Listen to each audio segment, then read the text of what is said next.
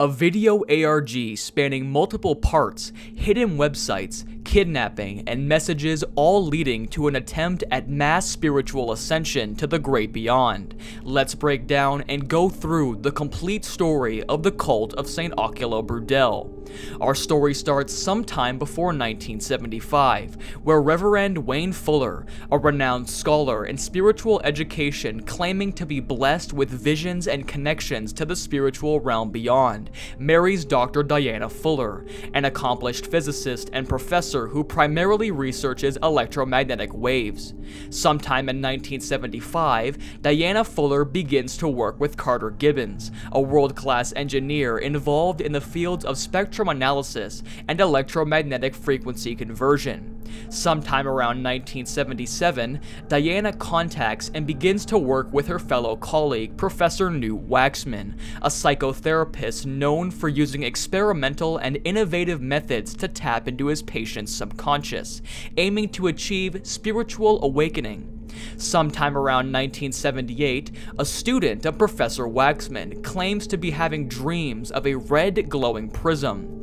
With the knowledge of prism refraction, he contacts Diana to investigate it, leading them to a wooded area where they dig up and discover the prism. Shortly after discovering the prism, Wayne Fuller, Diana Fuller, Newt Waxman, and Carter Gibbons create the Church of St. Oculo Brudel, with classified documents shortening the name to simply Oculo. Throughout 1979, Diana and Carter begin experimenting with the prism in what is known as the Diana file.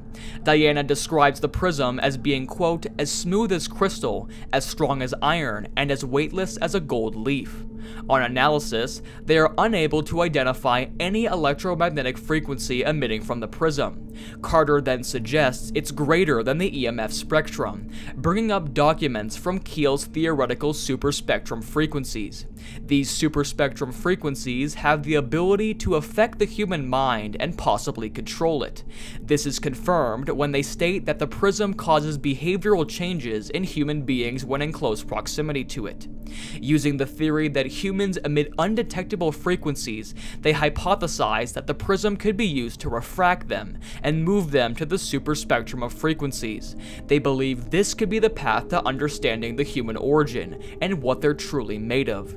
They do note that hypnosis is the key to this refraction, to allow the human mind to be clear and enter a state of unconscious suggestibility.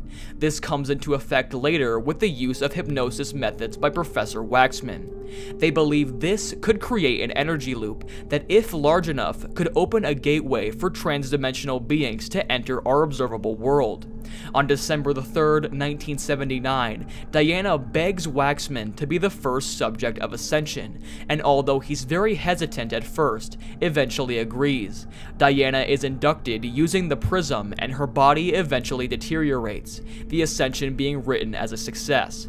Waxman ends the document stating, "Wayne, if you're reading this, I'm sorry," as Wayne was not aware this had happened.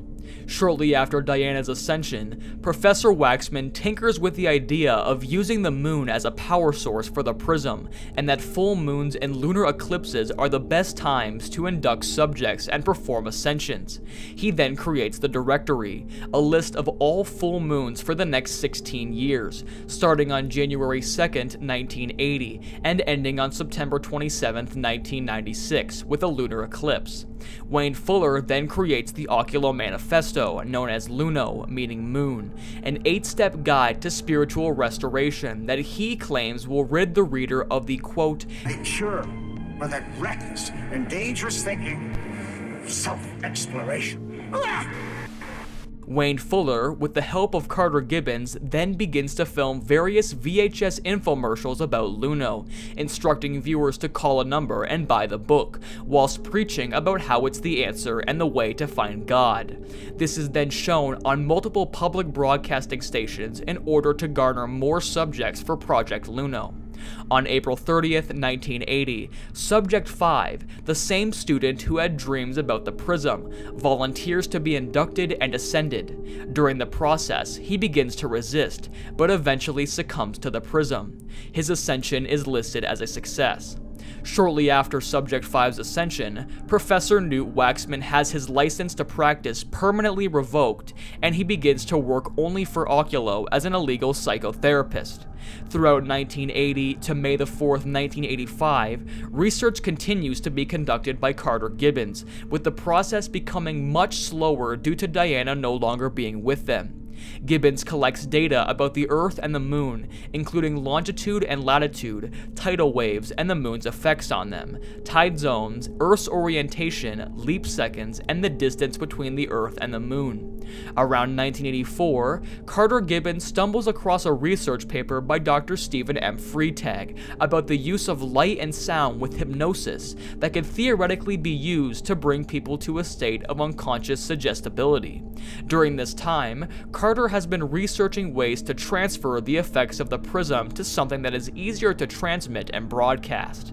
On May the 4th, 1985, a transcript between Wayne Fuller and Newt Waxman shows Waxman telling Wayne that Carter has finally discovered a way to transfer the effects of the prism to a VHS tape, with all the frequencies still intact, and using light and sound to induce a state of hypnosis, as was stated in the research paper by Dr. Freitag.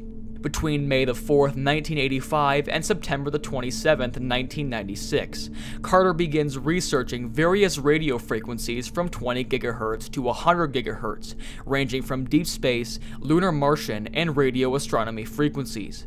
Carter begins to research how to build an illegal TV transmitter going up to 6 GHz, and how to buy and install radio antennas going up to 25 kHz. Carter also begins to research how to perform moon bounces at an amateur level, detailing specific antenna, frequency, and sound, among other things. On January 27, 1994, Wayne Fuller leaves a message to Carter, stating Carter will have to carry on the legacy of Luno in the possibility that it fails, as Fuller, Waxman, and all the other members will have ascended past their physical forms. It is Carter's job to stay in physical form and guide those who are reached by Luno. On September of 1996, the Operator Standing By series begins, with Part 1 showing members of Oculo beginning to spy on Subject XXX, a broadcast station manager.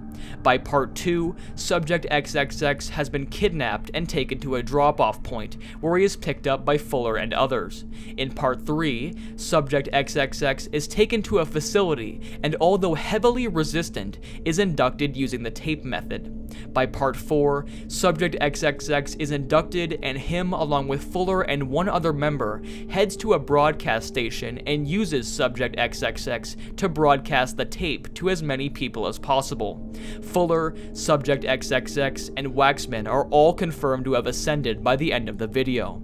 On January 27, 2013, a forum on the internet is started by an anonymous user, asking if anyone remembers a strange broadcast from the mid-90s, with strange lights, music, and graphics.